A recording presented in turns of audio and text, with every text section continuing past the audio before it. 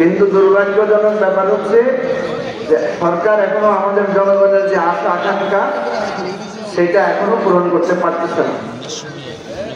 আমরা যারা এতদিন নির্যাতিত ছিলাম, নিপীড়িত ছিলাম, আমরা আগের থেকে ভালো আছি।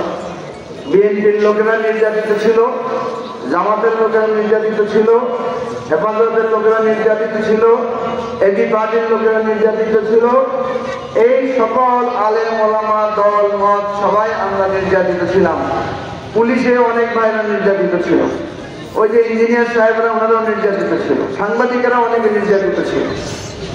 এখন আমরা ভালো আছি, কিন্তু যেই রিক্সাওয়ালা, যে টেম্পো চালক, যে শ্রমিক, যে কৃষক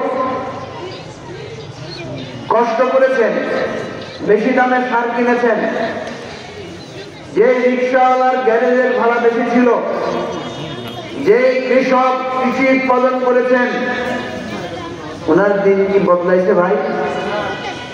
ওনার কি সুখ আসছে জীবনে? আসে নাই। যারা জীবন দিয়েছেন, রক্ত দিয়েছেন, তাদের আসামিরা এখনো গ্রেফতার হন নাই অনেকে।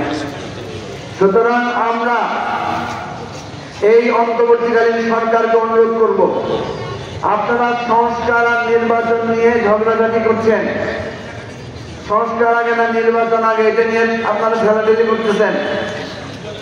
সংস্কারের কাজ সংস্কারের লোকেরা করবে, নির্বাচনের কাজ নির্বাচনের লোকেরা করবে। কি ভাই, দুইটা কাজ আলাদা ভাগ আছে না?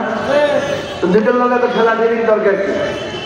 দুইটা সুন্দর মতো গুছায় একসাথে করেন, সাথে গরিব মানুষদের কথাকে খেয়াল রাখেন, সাথে আমার মেহনতি শ্রমিক জনতার কথা খেয়াল রাখেন।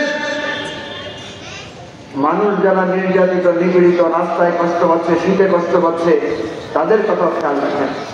এগুলো করার জন্য সরকারের অনেক ক্ষমতা, অনেক টাকা পয়সা, অনেক কিছু আছে, কিন্তু আমরা দেখতে পাচ্ছি এগুলাতে সঠিকভাবে মনোনিবেশ করা হচ্ছে না। আজকে এই লক্ষ্মীপুরের জনগণের সামনে দাঁড়াইয়ে আমরা বলছি যে আপনারা সংস্কার, নির্বাচন, খুনিদের গ্রেফতার এবং আমার জনগণের সমস্যার সমাধান করেন। আগামী 1 বছরের মধ্যে দ্রব্যমূল্য সঠিক পথে আনতে হবে, লোডশেডিং বন্ধ করতে হবে, রাস্তাঘাট ভাঙ্গাচোরা ঠিক করতে হবে। যে সমস্ত সন্ত্রাসীরা আমাদের রক্ত জীবন নিয়ে ছিনিমিনি খেলেছে তাদেরকে গ্রেফতার করতে হবে। বাংলাদেশের সংবিধান সংশোধন করে আমার দেশের মানুষের যে প্রত্যাশা সেইটা পূরণ করতে হবে।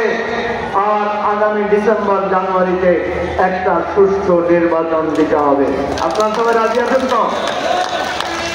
আমরা এই পার্টির পক্ষ থেকে বলছি, আমরা আপনাদেরকে এটার জন্য সর্বাত্মক সহযোগিতা করব।